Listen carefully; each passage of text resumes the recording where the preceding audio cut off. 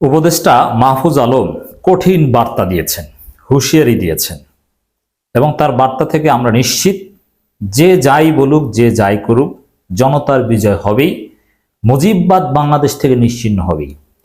মাহফুজ আলমের বার্তাটা অত্যন্ত তাৎপর্যপূর্ণ। মুজিববাদী রাজনীতি ও শেখ পরিবারের বন্দনা পরিহার করা উচিত মাহফুজ আলম। এর মানে মুজিববাদী রাজনীতি, শেখ পরিবারের বন্দনা, এগুলো পরিহার করা উচিত। এই নসিহতের মাধ্যমে মাহফুজ আলম আমার মনে হয় ইশারা ইঙ্গিত হলেও মোস্তফা সরোয়ার ফারুকীকেও ইঙ্গিত দিয়েছেন যে এইসব বন্দনা টন্দনা করা যাবে না, এগুলো পরিহার করতে হবে ভাই, আগে যা করেছেন বাদ দেন। ধানমন্ডি ৩২ প্রেম, মুজিব প্রেম এগুলো দেখাতে পারবেন না, সাফ কথা। এর আগে মাহফুজ আবদুল্লাহ বলেছিল এবং তার নেতৃত্বেই কিন্তু বঙ্গভবন থেকে শেখ মুজিবের ছবি সরানো হয়েছে এবং তারপরে রুহুল কবির রিজভী একটু মায়াকান্না দেখিয়েছিল। রিজভীকেও এটা একটা বার্তা যে মুজিববাদ, শেখ মুজিব, অমুক তমুক এগুলোর প্রতি সফটকর্নার দেখাতে পারবেন না, মুজিবের ছবি নিয়ে প্রেম দেখাতে পারবেন না, চলবে না। কঠিন বার্তা। এই কঠিন বার্তা ইঙ্গিত দেয় যে রিজভীর কথায়, কিংবা যদিও রিজভী ফিরে এসেছেন টাইমলি, মোস্তফা সরোয়ার ফারুকীর মুজিব প্রেম কোনো কিছুতে কাজ হবে না, মুজিববাদ বাংলাদেশ থেকে নিশ্চিহ্ন হবে, মাহফুজ আবদুল্লাহরাই এটা করবে ইনশাআল্লাহ।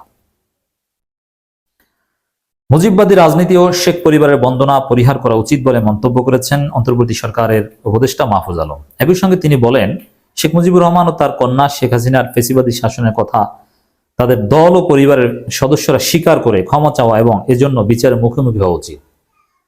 উচিত হতে হবে, সার পাবে না, কথা এটাই। এর মানে আওয়ামী লীগ রাজনীতি করবে স্বাভাবিকভাবে, এই সুযোগ মাহফুজ আবদুল্লাহরা বেঁচে থাকতে, নাহিদ আসিফরা বেঁচে থাকলে হবে না, কথা স্পষ্ট।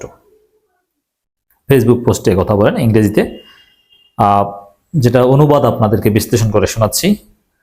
পতিত শেখরা, এর শব্দ চয়নগুলো অত্যন্ত তাৎপর্যপূর্ণ। মাহফুজ আবদুল্লাহ একজন দার্শনিক মানুষ, আমি জানি, পড়াশোনা করেছেন আইনে, কিন্তু দার্শনিক চিন্তা ভাবনা প্রবল তার মধ্যে, প্রচুর পড়াশোনা করেছেন। শেখ মুজিব ও তার কন্যা আরেক শেখ, তাদের ফেসিবাদী শাসনের জন্য জনগণের তীব্র রাগ ক্ষোভের মুখে পড়েছেন। তাদের মধ্যে একমাত্র পার্থক্য, শেখ মুজিব একসময় পূর্ব বাংলা গণমানুষের জনপ্রিয় নেতা ছিলেন। এটা রুহুল কবির রিজভীর বক্তব্যের এক ধরনের পরোক্ষ জবাব, যে জনপ্রিয়তা হাসিনার ছিল না। জনগণ পাকিস্তানি নির্যাতন নিপীড়নের বিরুদ্ধে তার মানে শেখ মুজিবের নেতৃত্বে অনুসরণ করেছিলেন, কিন্তু ৭১-এর পর তিনি নিজেই একজন জালিম হয়ে ওঠেন। শেখ মুজিবকে সবচেয়ে পারফেক্ট ভাবে মূল্যায়ন করছে মাহফুজ আবদুল্লাহ সাহেবরা। শেখ মুজিব ছিল একজন জালেম।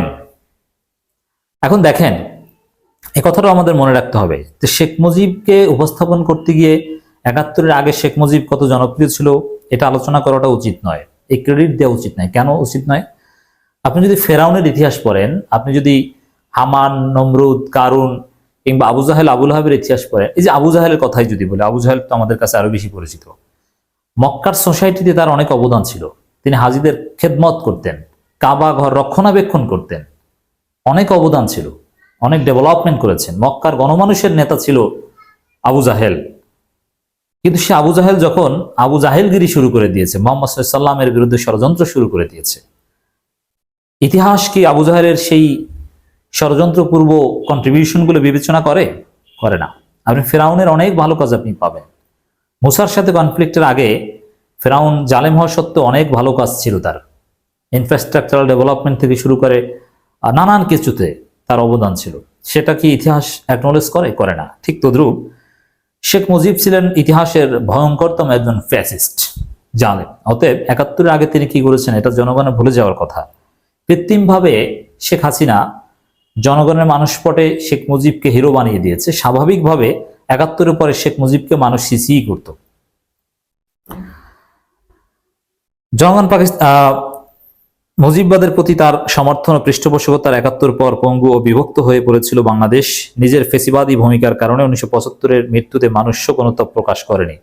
এর মানে মুজিব যাই করেছিল মানুষ সেটা মনে করেন রাখেনি, মানুষ শেখ মুজিবকে কালপ্রিট হিসাবেই দেখেছিল। এজন্য শেখ মুজিবের মৃত্যুতে মানুষ খুশি ছিল, মিষ্টির দোকান ফাঁকা হয়ে গিয়েছে। অতএব মুজিবকে হিরো বানানো ইতিহাসে তার নায়ক সুলভ বীরত্বসূচক কোনো অবস্থান পুনর্মূল্যায়ন করার সুযোগ আছে বলে মনে করি না। তবে তার ৭১ পুরো ভূমিকার জন্য সম্মান পাবেন না। ৭১ পুরো, এটা তো আগেই বলেছে, ৭১ পুরো ভূমিকার জন্য সম্মান পাওয়ার কথা নয়। একজন লোক আগে যদি খারাপ থাকেন, পরে ভালো হয়ে গেলে আগের খারাপটা মাফ হয়ে যায়, কিন্তু একটা লোক প্রথমে যদি ভালো থাকেন, পরে খারাপ হয়ে গেলে প্রথমে যে ভালো ছিলেন এটা কিন্তু বিবেচনা হয় না আল্লাহর কাছেও। এটা যেমন আপনি কাফের ছিলেন, অন্য ধর্মের ছিলেন, আপনি যদি ইসলাম গ্রহণ করেন, আপনার অতীতের সব গুনাহ খাতা মাপ।